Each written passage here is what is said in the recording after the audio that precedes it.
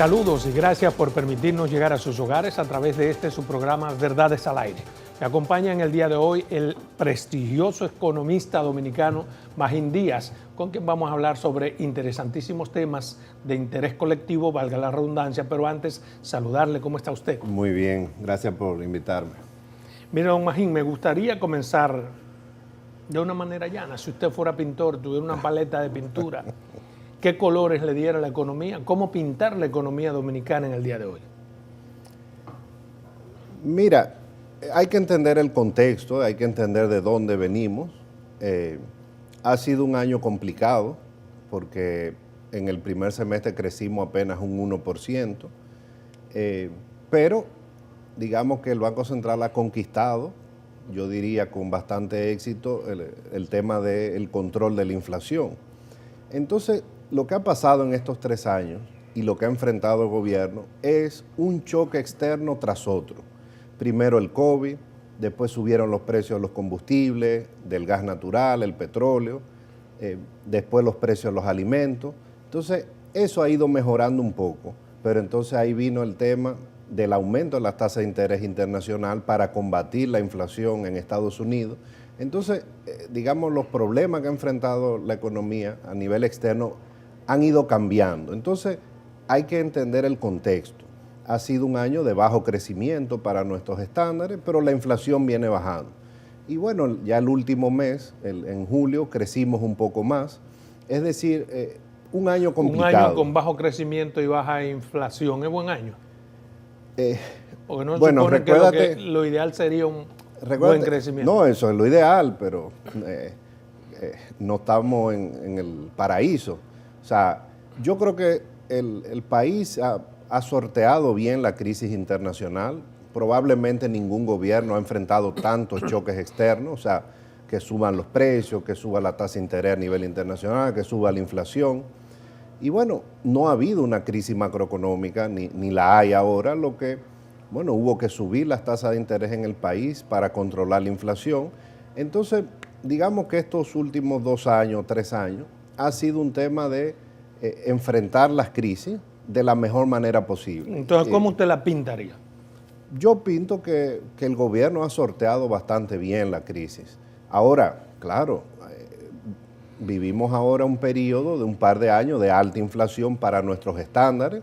Eso no significa que está todo bien, pero cuando tú tienes estabilidad macroeconómica, cuando el sistema financiero no tiene ningún riesgo de que va a quebrar un banco, por ejemplo, eso ayuda mucho.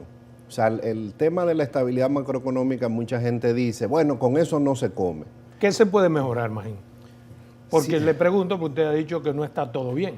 Que no está bien, Bueno, ¿qué podemos mejorar? Mira, yo creo que el país está rezagado en reformas estructurales. Las últimas se hicieron probablemente en el gobierno de Hipólito Mejía, pero ahí entonces vino una crisis. Yo creo que hay un pacto fiscal que está pendiente.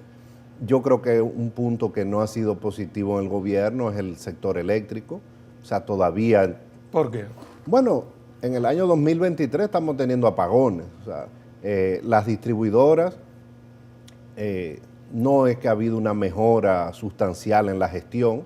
Ahora, también el gobierno va a decir, espérate, que tuve que enfrentar un problema de precios internacionales. Bueno, todo el mundo lo ha enfrentado. Yo creo que el problema eléctrico sigue siendo el gran reto del país.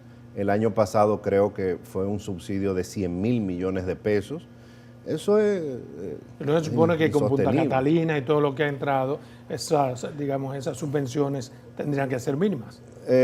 Bueno, Punta Catalina ha ayudado. Si no hubiera Punta Bastante. Catalina, aquí hubiera una cantidad de apagón inmensa.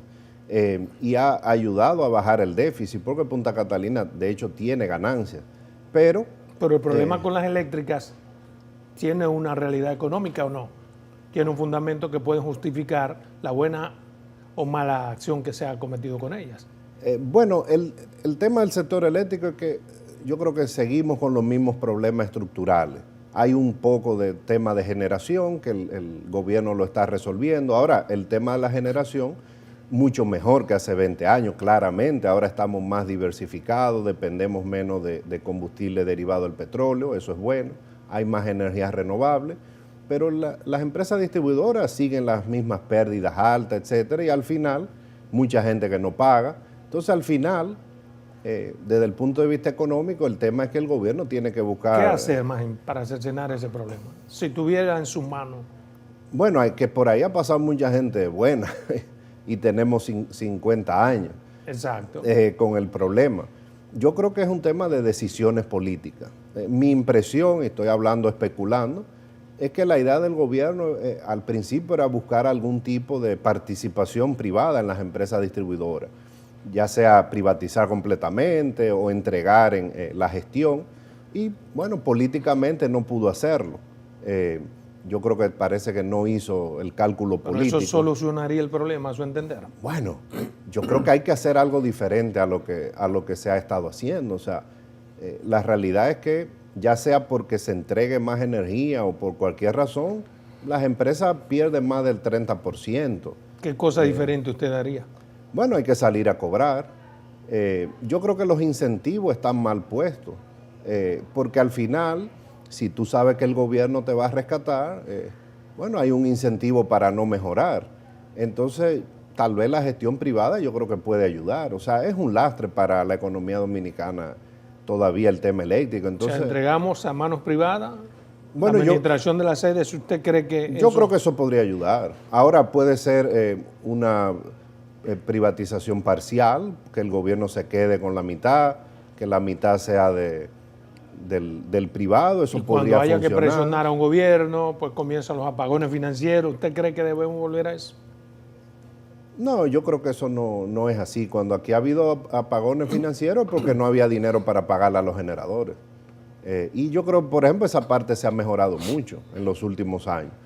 Pero yo creo que quien sea que gane, ya sea el presidente Abinader o la oposición, bueno, tiene que hacer un plan, digamos, país para mejorar esto. Precisamente ha dicho el presidente, gane quien gane, hay que hacer ajustes fiscales. Yo digo ajustes o una reforma fiscal, porque no es lo mismo. Bueno, es que el político tiene que cuidarse como habla. Realmente lo que quiso decir que aquí va a haber que aumentar los impuestos.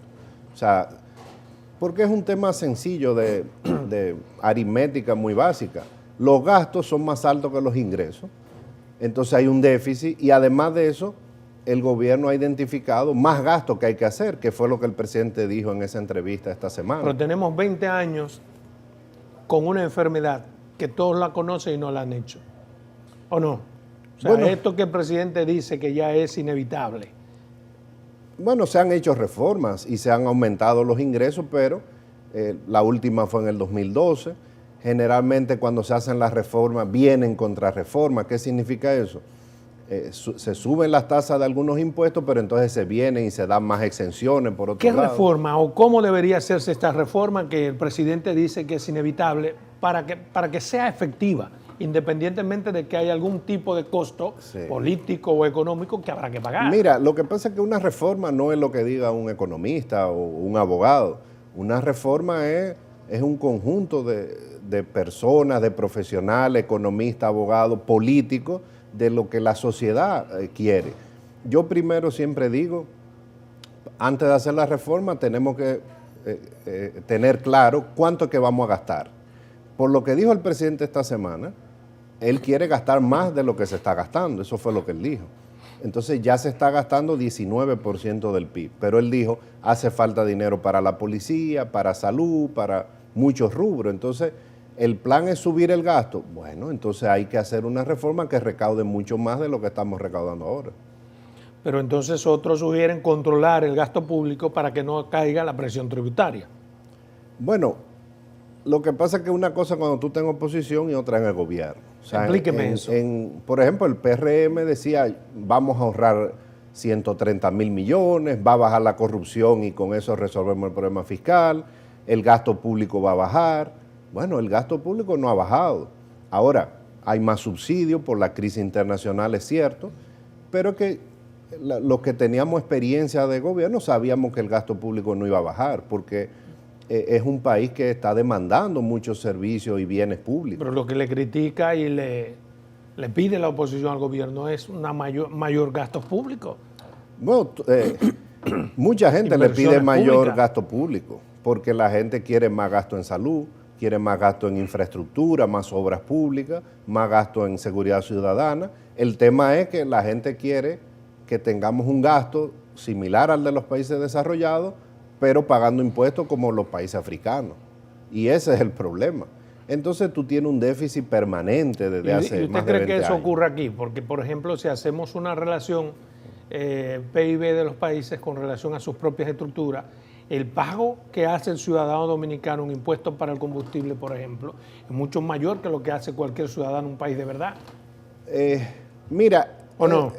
En algunos impuestos sí, en otros no. Le hice específicamente los combustibles, por Sí, ejemplo. en combustible sí es probable que la carga tributaria sea mayor que el promedio de muchos países de Centroamérica, por ejemplo. Bueno, pero ese es el sistema tributario que hay. ¿Se pueden bajar esos impuestos? Yo no creo. No. Si el gobierno es responsable fiscalmente, yo creo que va a ser muy difícil bajarlo. Los impuestos de los combustibles. Va a ser muy difícil, sí. ¿Y o sea, qué hacemos? Entonces no esperamos nada, porque de las cosas que le ha prometido todos los gobiernos Bueno, pues al país precisamente... son promesas, sí. Yo creo que el que haga la reforma tiene que prometer lo que le prometió Churchill en medio de la guerra a los ingleses, o sea, sangre, sudor y lágrimas. O sea, aquí no va a haber, si la gente, ¿qué pasa? Mucha gente entendía que con un cambio de partido iban a bajar los impuestos, iban a bajar el gasto. Bueno, eso no ha pasado. Mucha gente entendió o muchos políticos vendieron eso. Las dos cosas. Porque a la gente se le adoctrina. En un país como el nuestro, en donde la educación es nada. No, yo creo que el PRM hizo una buena oposición, logró su objetivo. Vamos a bajar los impuestos, vamos a quitar el anticipo, la deuda es mala, pero cuando llega al gobierno, bueno, se encuentra con la realidad. Ahora, mucha gente se creyó eso, sobre todo la clase media. Bueno, los impuestos aquí no iban a bajar. Porque el gobierno necesita recursos y de hecho le hacen falta más recursos. Hablando de recursos, por ejemplo, y es algo que a mí de manera particular me llama la atención, ¿dónde hace esquina hablar de una reforma tributaria, pero a su vez promover una amnistía fiscal? Porque los objetivos son diametralmente opuestos. Si usted está promoviendo una reforma fiscal y a la vez me está amnistiando económicamente, como que no. Mira, yo siempre digo, cuando me preguntan, las amnistías no son un tema técnico, son una decisión política. Con la ley de lavado, esa ley, como cambiaba las reglas de juego, ameritaba una ley de amnistía. Entonces, todos los países que en los últimos años han aprobado la ley de lavado, han acompañado eso con una amnistía, sobre todo patrimonial. Entonces, esa amnistía es la que encuentra el gobierno cuando sube, cuando asume el poder. Pero además, obviamente, durante el COVID el gobierno necesitaba recaudar y había que ayudar a los contribuyentes. Entonces, se amplió esa amnistía, que yo creo que se justificaba en ese momento. Ahora está haciendo otra, que es una ley más amplia, hay que decirlo, pero la gente nada más se fija en los parrafitos de la facilidad de deuda tributaria. El gobierno, bueno, quiere, digamos, corregir algunas cosas de deuda incobrable que tiene y de paso recaudar un poco. Ahora, ¿le parece correcta entonces esa amnistía? No es correcta porque en general las amnistías son un desincentivo al contribuyente cumplidor. Entonces, ¿qué es lo que pasa? Desde el año 2000 a la fecha, cada 4 años y medio más o menos el país hace una amnistía. Entonces, el que es evasor, ¿qué dice? Pues yo no pago impuestos porque yo sé que en 4 o 5 años me van a amnistiar. Entonces, me imagino que el gobierno balanceó y sabe que tiene costos una amnistía, pero también sabe que recauda en el corto plazo y necesita recaudar y bueno, por eso hizo, digamos... Pero eso es un privilegio que deberían dárselo los gobiernos, las naciones que tienen muchos recursos. Si nosotros estamos promoviendo reformas, yo no puedo, por encontrar unos recursos frescos momentáneos, dejar de percibir otros recursos. Además, llevar una mala impresión por lo que usted dice. Mira, yo he dicho mucho y me han criticado, pero no lo digo en el mal sentido de la palabra. El gobierno lo que ha hecho en estos 4 años es sobrevivir. Que el presidente lo dijo el otro día. Y dijo, el gobierno estamos arañando para ver cómo hacemos gasto público, sacamos ingresos de aquí, ahorramos allí, eso lo dijo el presidente. Entonces, ¿qué significa? ¿Cómo tú sobrevives sin las reformas que se necesitaban en el 2021?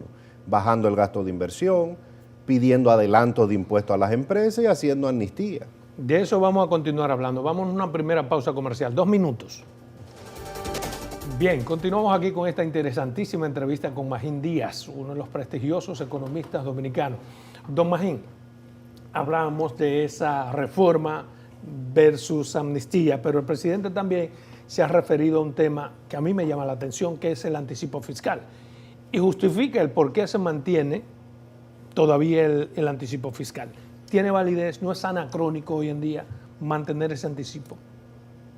Bueno, el PRM dijo que lo iba a quitar y ya la realidad le dio. O sea, el anticipo juega su función. Yo creo que se puede ya ir quitando para las pequeñas empresas que si no están acogidas al régimen simplificado, yo creo que eso no recauda tanto, pero tú no lo puedes quitar completamente, porque es un país de alta evasión.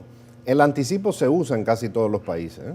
O sea, lo que tal vez habría que ver es la forma de cálculo, pero en cierto sentido también es una facilidad para los contribuyentes para que vayan programando mensualmente algún tipo de pago y no sea al final del año, cuando tienen que hacer su declaración, buscar todo el dinero. Pero la pregunta es, las razones que años atrás dieron sentido para que se establezca el anticipo, ¿ya desaparecieron? No. No.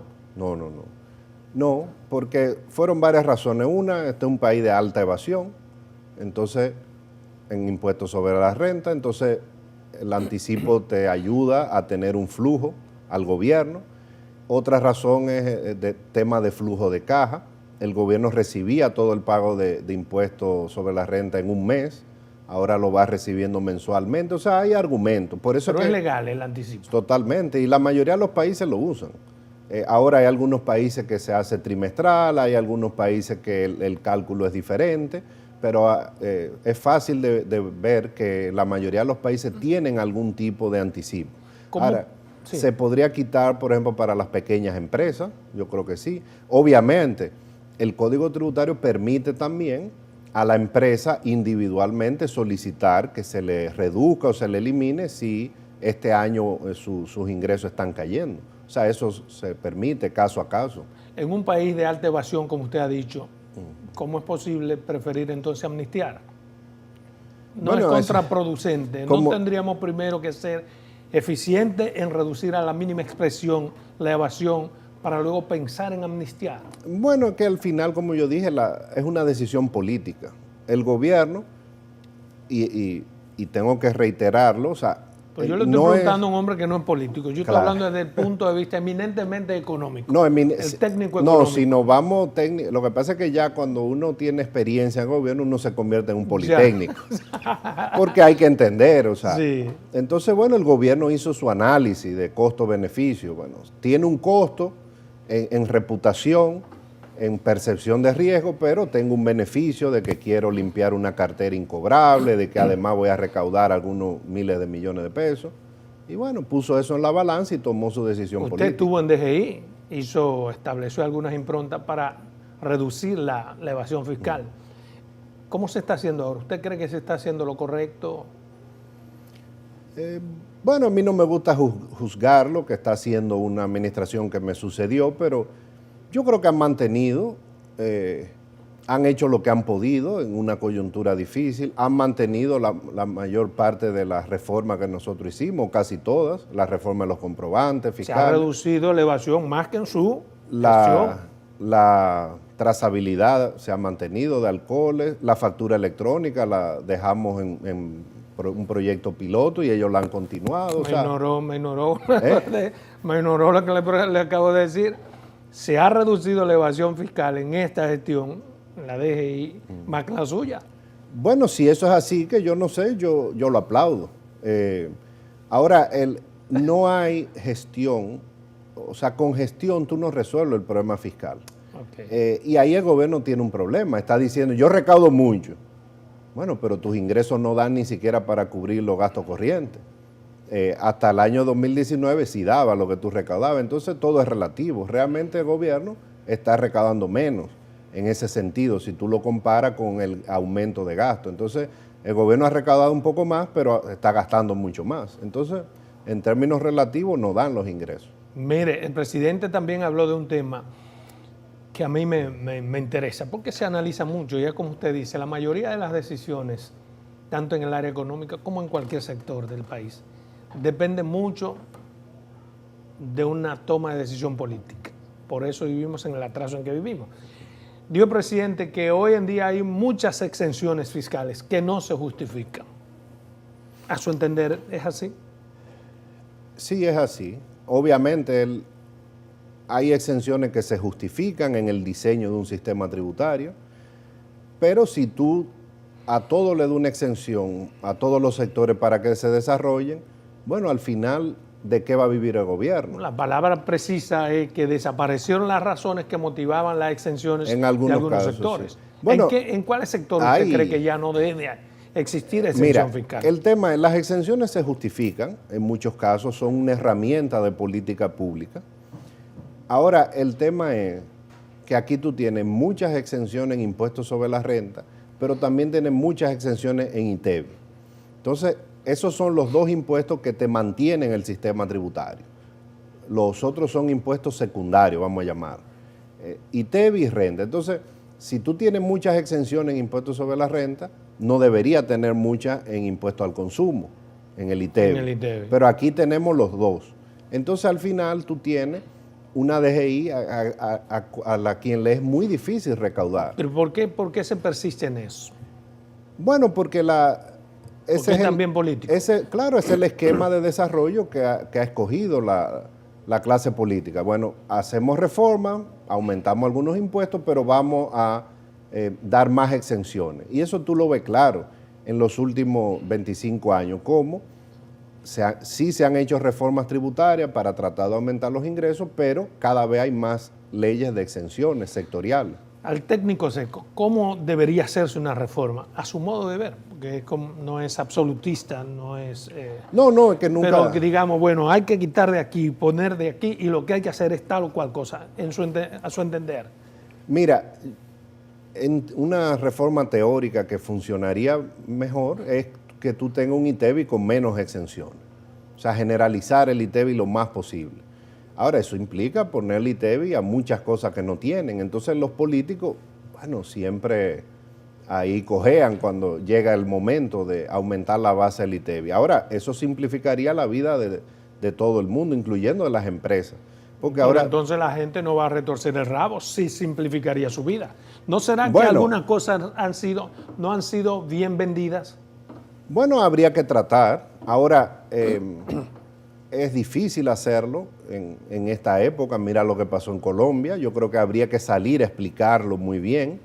O sea, algunos ministros van a tener que salir a inmolarse porque hay un costo. Y yo creo que ese es uno de los problemas de gobierno. Para la reforma, algunos ministros tendrán que salir a inmolarse. Oh, pero claro, lo que pasa es que yo lo he dicho mucho. O sea, ya pasó ya el gobierno tiene 3 años. Si el gobierno es reelecto, pues ya hay que dejar de echarle la culpa al que estaba antes. O sea, hay que actuar. Entonces va a tener un costo eso, pero el beneficio para el país, bueno, yo creo que va a ser mejor. O sea, si se hace una buena reforma, el país puede dar un salto. Explíquemelo como ciudadano. ¿Cómo yo acepto una reforma que después va a ser mejor y me quedo tranquilo? No, al principio va a ser un golpe, porque tú vas a pagar más impuestos, pero ahí la clase política tiene que convencer a la ciudadanía de que los recursos se van a gastar mejor. El problema es ese, que yo entiendo que esa posible mejoría dependerá mucho, primero del gobernante y segundo en qué se inviertan los recursos. Correcto. Que a mí me van a quitar de más. Pero, ¿y quién me garantiza que yo voy a pagar más impuestos y esos impuestos los veré en los hospitales y no los veré en la corrupción? Al principio va a tener que ser fe. Tú vas a tener que confiar, claro, porque el gobernante de turno te va a decir, yo lo voy a usar bien, pero tú me tienes que pagar más impuestos ahora. Entonces, esa va a ser la labor del presidente de turno y de los ministros, a quienes les toque. Yo, por suerte, no voy a estar cerca, porque yo creo que va a ser difícil, porque también hay un agotamiento de la población. ¿Cómo usted lo haría, por ejemplo? Si usted fuera asesor, mire, vamos a quitar de aquí, vamos a poner aquí. Bueno, es que no hay que especular. No siempre. No hay que especular. El gobierno hizo una propuesta. Yo creo que por ahí es que va a ir la reforma, si este gobierno es reelecto. Porque ¿Por dónde? en el 2021 hizo una propuesta. La misma propuesta. Bueno, ¿qué decía la propuesta? Vamos a subir el impuesto sobre la renta, vamos a bajar el ITEVI a 17, pero lo vamos a poner mucho. Universalizar. Bastante. Sí. Vamos a compensar a la gente por el ITEVI. ¿Cómo lo vamos a compensar? Dándole más subsidio al 30 o 40% de la población. Vamos a subir el impuesto a la propiedad, vamos a subir el impuesto a los alcoholes. Eso fue lo que dijo el gobierno. ¿Usted está de acuerdo con que sea así? O sea, esa propuesta No. que es hija del presidente desde su primer gobierno que no pudo implementar. ¿Usted cree que es la correcta o usted añadiría o quitaría algo? Yo creo que era un poco agresiva. Agresiva. Sí, porque se estaban subiendo todos los impuestos. Entonces a la clase media le iba a dar muy duro. Yo creo que hay que escoger. No vamos a poder hacer una reforma que resuelva todo. Entonces yo me enfocaría en fortalecer el impuesto sobre la renta y el ITEVI. Pero tú no le puedes subir el ITEVI, el impuesto sobre la renta, el impuesto a la propiedad, el selectivo a los alcoholes, poner el impuesto a la bebida azucarada, todo al mismo tiempo. Yo creo que era un poco ambiciosa esa Antes reforma. de establecer esta reforma, que es inevitable, ¿debería el gobierno, por ejemplo, economistas como usted, como Andy, como un grupo de economistas brillantes, independientemente de la parcela, buscar la opinión o la ha buscado? Bueno, que el gobierno toma la decisión de qué asesores utilizar o no. No, yo me refiero en sentido general, no es porque va a ser lo que diga Magín, Sí. pero siempre es bueno en una toma de decisión trascendental ver qué piensan los que saben de eso. Bueno, sí, algunos amigos del gobierno me pidieron opinión. Y bueno, ¿Y yo qué se usted la di. opinó? Lo que te estoy diciendo, que era muy dura. O sea, no se puede hacer todo al mismo ¿Y tiempo. qué sugirió usted? Que fuera un poco más, no tan dura, digamos. O sea, Pero no podía. específicamente, ¿qué sector usted cree que hay que se le puede meter mano? Mira, yo creo que algo que ayudaría, como te dije, pero es lo políticamente más difícil, es ponerle ITEVI a los bienes que no tienen, sacando la canasta básica, por ejemplo. O sea, Si sumamos ese ITEVI a los bienes que no tienen, ¿usted cree que el porcentaje sería tan elevado que justifique? no, tiene que ser acompañado de otras medidas. O sea, hay que tocar 2 o 3 figuras tributarias. ¿Cuáles? O sea, bueno, el impuesto sobre la renta se puede mejorar. Yo creo que hay exenciones que hay que irla bajando gradualmente. ¿Cuáles, por ejemplo? La del turismo, por ejemplo. Ya no se justifica. No se justifica tanto, pero Las exenciones a los combustibles de algunos sectores, ¿qué usted cree que debemos hacer? yo creo que quedan pocos sectores con exenciones o Pero no subsidios. debería quedar ninguno. No debería. No. O sea, y cuando se han quitado algunas de las exenciones no ha pasado nada realmente. Ahora, ¿qué pasa? El sistema tributario está muy distorsionado. Y arreglarlo de un fuetazo va a ser muy difícil. Yo creo que hay que irse por la gradualidad, me parece a mí. Y lo ideal es que eso se haga antes de que venga una crisis. Porque aquí se habla mucho, por ejemplo, la mejor reforma fue la de Balaguer, del año 92. Bueno, pero ¿qué llevó a esa reforma? Una crisis Una macroeconómica olímpica. ¿Qué tan cerca o lejos estamos de esa posible crisis si no hacemos lo correcto? Yo no la veo cerca. No, No la veo cerca. No. pues podemos seguir postergando en el tiempo. Se puede postergar. O sea, aquí no va a haber una crisis el año que viene si no se hace una reforma. Lo que tú tienes es un gobierno que está enfrentando mucha restricción. Aquí se necesita más infraestructura en el país, claramente. O sea, un país como este no va a desarrollarse con un gobierno que solo invierta 2.5% del PIB en infraestructura. Aquí se necesita más y eso lo estamos viendo en la calidad de vida, por eso es que no hay drenaje, por eso es que hay tantos tapones, o sea, aquí hay que meterle infraestructura a la ciudad y eso no lo va a hacer el sector privado. Bien, vamos a una segunda pausa comercial. Regresamos en 2. Bien, continuamos aquí. Súper interesante todos los conceptos que emite el señor Magín sobre la economía. Y tenía que ser así porque es una autoridad en la materia. Por eso está aquí en Verdades al Aire. Mire, Magín, hay un tema súper interesante. El presidente Abinader, de alguna manera, admite la ralentización económica que, según él, se debe a la aplicación de políticas contra la inflación.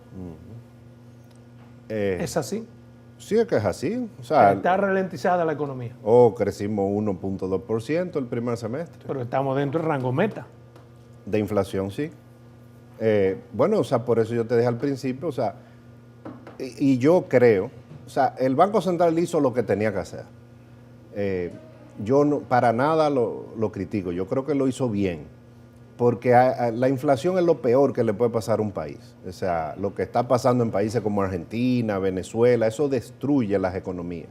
Entonces la inflación, cuando a un país le llega, hay que darle duro. Está ralentizada la economía, imagino. Sí, pero tienen inflación ahora. Ah, entonces, okay. para agarrar la inflación, que fue una inflación que vino de fuera, pero tú no puedes dejar sin tomar medidas, porque entonces la inflación se perpetúa y se riega en toda la economía. Entonces lo que hizo el Banco Central fue agarró el toro por los cuernos. Ahora, ese aumento de tasa de interés, esa contracción monetaria, bueno, desde fines del año pasado la economía viene desacelerándose y por eso es que crecimos 1. Pero a largo plazo el país va a estar mejor porque controló la inflación. Entonces se justifica la ralentización con dedicar, digamos, presupuestos a la inflación. Claro, porque el Banco Central no lo hizo solo, sino que el gobierno dio subsidio. O sea, aquí se hizo lo que había que hacer. Ahora, ya el objetivo del Banco Central principal, con una inflación controlada, es el crecimiento. Y por eso empezó desde junio a bajar la tasa de interés y a dar liquidez al sistema financiero. Y por eso ya la economía el mes pasado creció 2.9, o sea, todavía es un crecimiento bajo para nuestros estándares. ¿Cuánto más o menos debió crecer?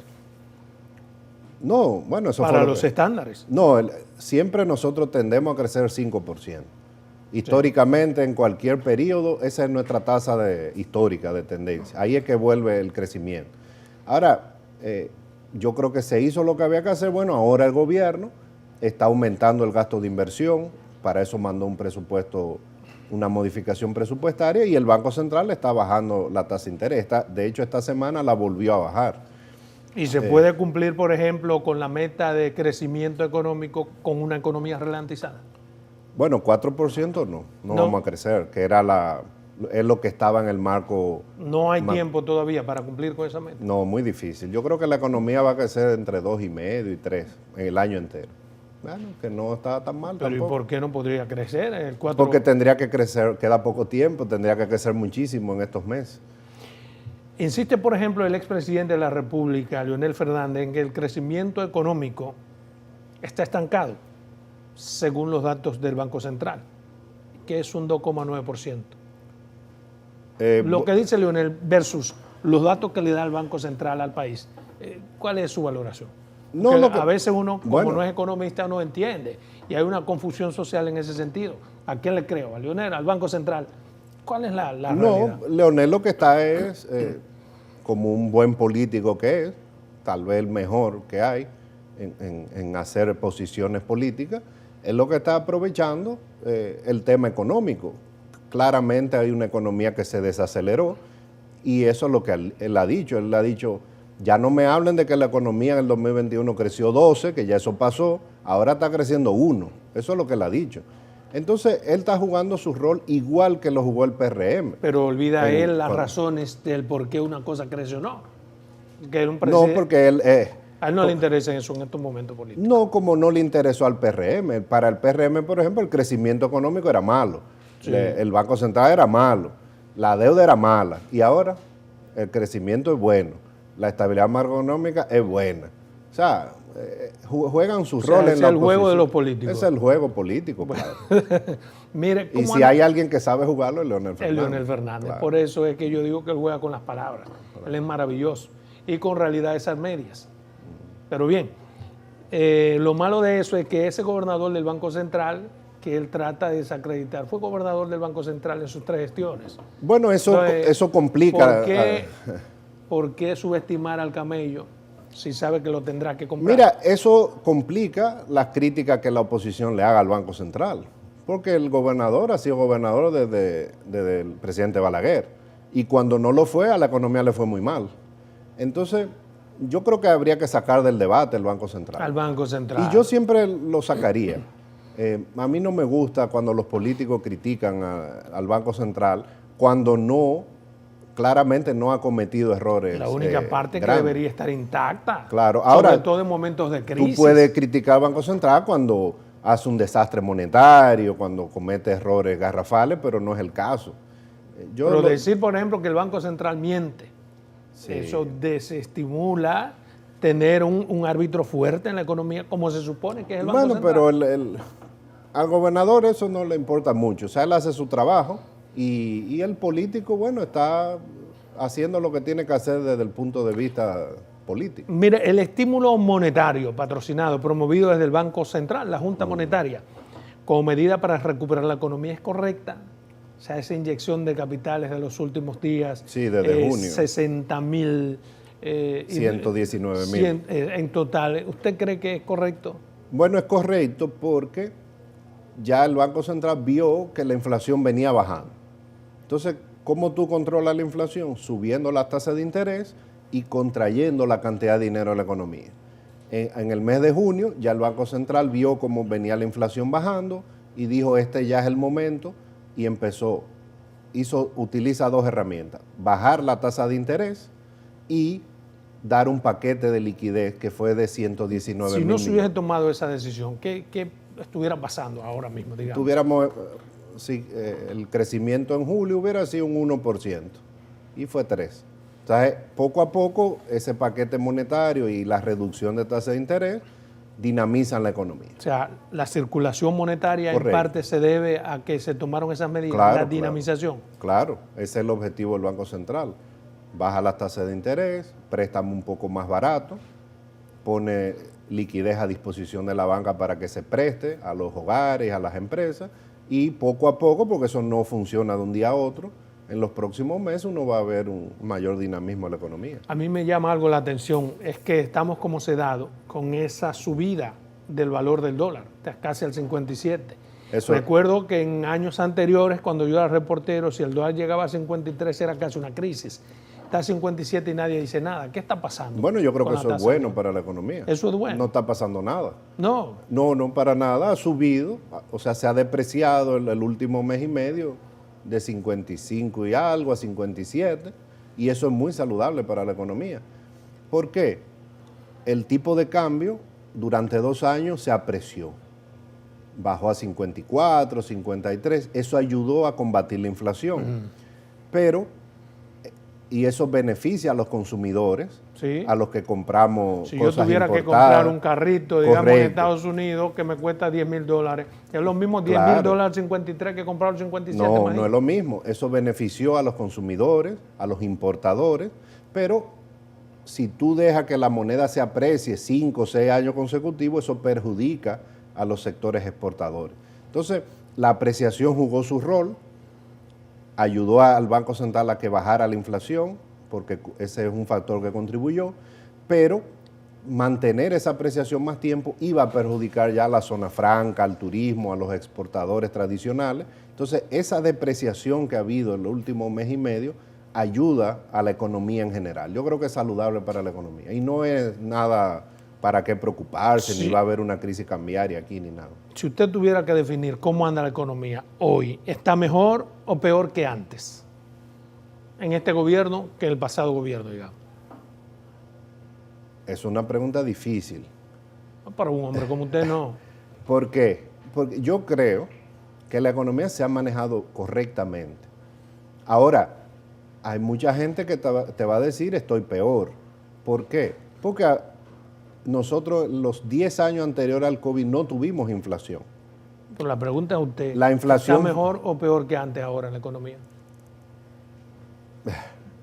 No, está correctamente manejada, diría yo. Esa es la respuesta. Yo no te he preguntado sobre cómo se ha manejado, si está mejor o peor.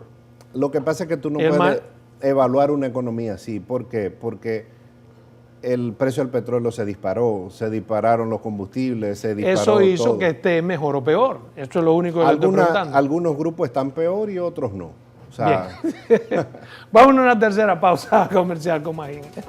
Bien, continuamos aquí, esta interesante entrevista con Magín. Magín, hay algunos economistas, colegas suyos, que dicen que la inversión del gobierno está a niveles estratosféricos. Hablan de un 35% del PIB. ¿Eso es así o no? estratosférico. La inversión pública. Sí. No. No.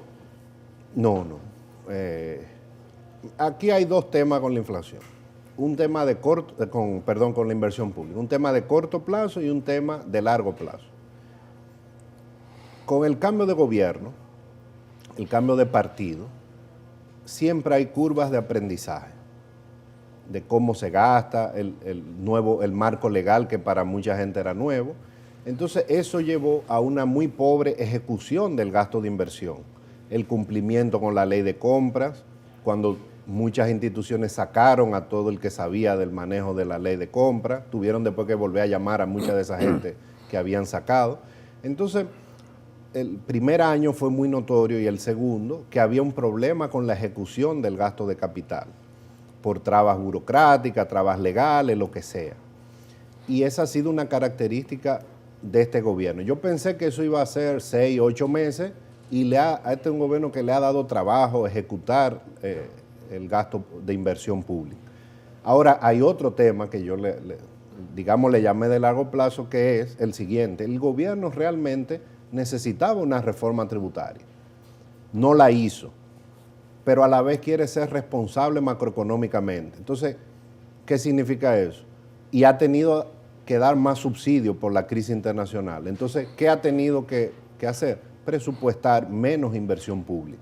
Entonces, eso es un tema de largo plazo. Entonces, hay un tema, digamos, coyuntural, que el gobierno, vamos a decir que ha sido torpe ejecutando la inversión pública.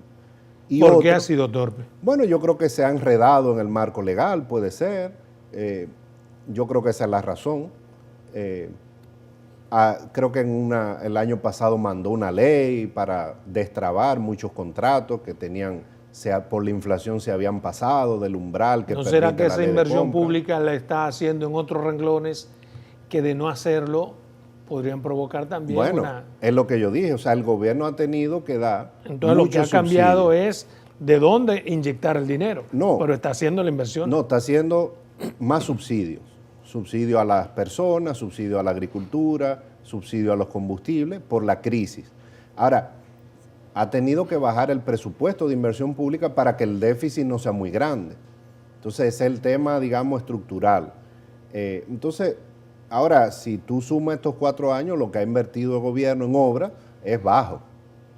Pero si suma todo lo que ha invertido en subsidios para mantener la gente y el país... Eso sí es alto, entonces, esa parte es alta. Entonces no es una torpeza, es un cambio de dónde pongo los huevos. Pero es un cambio, digamos que lo hizo para no aumentar más la deuda, porque pudo haber hecho más infraestructura, pero entonces el déficit va a ser más alto. Digamos que tendría el gobierno entonces que reducir todas esas actividades que hace para mantener a la gente, para aumentar las inversiones. Esa es una opción. La otra opción es subir las recaudaciones. O pagar un precio político. Correcto. En un año preelectoral. Sí, entonces, bueno, por ejemplo, en este presupuesto complementario que ha hecho, está aumentando el gasto de capital. Y para tratar de dinamizar la economía, que ese es uno de los problemas que enfrentó la economía el año pasado. Cuando venía desacelerándose la economía, el gobierno no estaba ejecutando inversión. Ustedes, los expertos, por ejemplo, a partir de cómo se estructura un presupuesto nacional, pueden predecir o al menos vislumbrar cómo será la inversión del próximo año. A partir de este presupuesto recién aprobado, ¿qué usted augura? Bueno, es una inversión más alta que el presupuesto original. Se aumenta a 2.8% del PIB. Yo creo que eso es una buena señal, pero el país necesita más inversión. Por eso que el presidente dijo esta semana, hacen falta recursos. Ahora, el gobierno pudiera invertir más, endeudándose más, pero también quiere tener controlada la deuda. Entonces el tema es que el gobierno tiene muchos objetivos, pero tiene que sacrificar. No quiere aumentar más la deuda, no quiere más déficit, entonces, bueno, hay que bajar la inversión. Hay un precio que debe pagar que no se ha pagado. A ver si lo interpreto, eso es. Correcto. O sea, decidió políticamente no hacer la reforma. Y estar bien con todos. Bueno, no se puede estar bien con todo el mundo. Al menos ahora, durante todo el tiempo. Hay que reconocer que todas las reformas son difíciles, pero todavía tú tenías la incertidumbre del COVID encima. Y yo creo, ya no hay razón. Bueno, cuando hay que hacerla, hay que hacerla. Mire, hay una cosa que los economistas hablan mucho de ella, y es de la inflación. ¿Qué hacer para detener la inflación? Porque usted ha vislumbrado todo lo que ha hecho el gobierno, las inversiones, todos los esfuerzos. Desaparecieron las razones para que los precios aquí sigan aumentando de la forma en que lo están? ¿Qué hacer? No, pero ¿Cómo detenemos? Lo que pasa es que hay un tema de percepción. De percepción. Sí, o sea, porque Cuando yo voy al súper veo un galón de aceite en 350, ¿eso lo percibo o lo pago? no lo paga. Ah. Ahora, no, pero claramente la inflación ha venido bajando. Ahora, que baje la inflación, por ejemplo, el mes pasado creo que la inflación anualizada era 4%. Significa que todavía los precios siguen subiendo, pero sí, pero ya no están subiendo a 10 o 15%. Entonces, controlar la inflación es que la tasa va reduciendo. No es que los precios caen, no, muchos precios se quedaron arriba. Y como tú después lo alcanzas subiendo los salarios, etcétera, no es que cuando tú bajas la inflación, no es que los precios se te desploman. Eso no pasa. Por eso es que el gobierno y el sector empresarial han hecho un esfuerzo por aumentar los salarios, el gobierno dar subsidios. O sea, esa es la forma. Pero no es que los precios... No hay forma entonces de detener los precios. Esas subidas que a mí me parecen agiotistas. Balaguer le llamaba agiotistas. Mira, hay algunos... El tema es que hay muchos que tienen que ver con el sector agropecuario. Y esos precios, en periodo de baja inflación o de alta inflación, son volátiles. Si viene una tormenta, van a subir los plátanos y eso. Entonces, ahí lo que hace falta Pero es... volátiles aquí, porque yo le doy seguimiento, no, en todos por ejemplo. lados. No, en Estados Unidos, por ejemplo, hubo una crisis de precios de alimentos terrible el año pasado y los huevos se multiplicó su precio muchísimo. O sea, pero usted veía que ciertamente aumentaron, como usted dice, en todas partes del mundo, pero usted veía como una proporcionalidad. Aquí en la agricultura aumentó, digamos, $0.50 y el precio del huevo aumentó $0.50. Pero aquí es que $0.50 aumenta en la agricultura y te ponen un huevo a 20 pesos. Cosa sí, de forma... Bueno, pero ahí hay que complementar entonces con política dirigida al sector agropecuario, aumentar la producción nacional, dar subsidio directo a los productores, pero no es que controlar la inflación no es que los precios van a desplomarse. Usted le da mucho seguimiento a la economía mundial y lo sé porque le escucho, soy un seguidor suyo. China hace una advertencia a Estados Unidos respecto de cómo ellos deben equilibrar sus economías porque eso va a incidir de manera directa en el valor de las cosas en el mundo. ¿Qué debemos hacer ante estas advertencias que están ahí? Bueno, nosotros nada, porque no pintamos nada a nivel... Esperamos que nos llegue. No, claro, nosotros no podemos hacer mucho porque están peleando los dos grandes. No me refiero a prever. Bueno, si China dice que el año que viene va a aumentar los precios de tal o cual cosa, de los granos, sí. ¿Nos quedamos así callados o comenzamos a producir granos? Mira, en la economía, lo que puede hacer una economía pequeña como esta, diversificarse, apoyar el sector agropecuario, que es un sector protegido en todos lados, pero claramente ya el mundo a nivel geopolítico ha cambiado. La época del libre comercio está cambiando, los grandes bloques comerciales. Entonces, es posible que eso, uno de los efectos de eso es que van a subir los precios a nivel mundial de manera permanente. Exacto. Porque ya tú no vas a comerciar con el más barato, sino tú vas a comerciar con el que te queda cerca o con el amigo. Eso es lo que se llama... que el panorama que se cierne sobre la economía mundial y por defecto sobre la nuestra no es muy halagüeño. El mundo cambió. Entonces, ahora tú vas a comerciar no con el más barato, que es la esencia del libre comercio, sino con el amigo. Eso es friendshoring o nearshoring. Me quedan dos preguntitas. Mire, las ARS compraron 70% de las acciones de César Iglesias. Las AFP. Las AFP. Una empresa que algunos dicen que estaba quebrada. ¿Qué le parece a usted esta decisión tomada? Mira, esa es una empresa que tiene 100 años, o sea, no tiene un... Patrimonio familiar. No, o sea, es una empresa, digamos, que se ha mantenido, sí. Tiene su mercado. Una empresa puede tener 1, 2, 3 años malos y no significa que va a quebrar. Y bueno, las AFP buscan diversificar el portafolio. Aquí es la primera... Pero establece la ley, por ejemplo, que no puedes diversificarte en empresas de alto riesgo. ¿Le parece correcta esa inversión? Bueno, yo no veo esa empresa como de alto riesgo porque haya tenido un año malo. Yo creo que las AFP buscan diversificar su portafolio. ¿Y las AFP dónde invierten casi todo su portafolio? En bonos del gobierno, que es el principal emisor del país. Bonos del Banco Central, bonos del gobierno, unas cuantas pocas empresas que emiten bonos y ahora que se abre al mercado de acciones, yo creo que eso es una forma de diversificar. ¿Fue correcta esa inversión? Yo creo que sí. Bueno, si usted lo dice, yo lo creo. Sí. Hemos terminado aquí. Magín Díaz. Nos vemos el sábado, señores.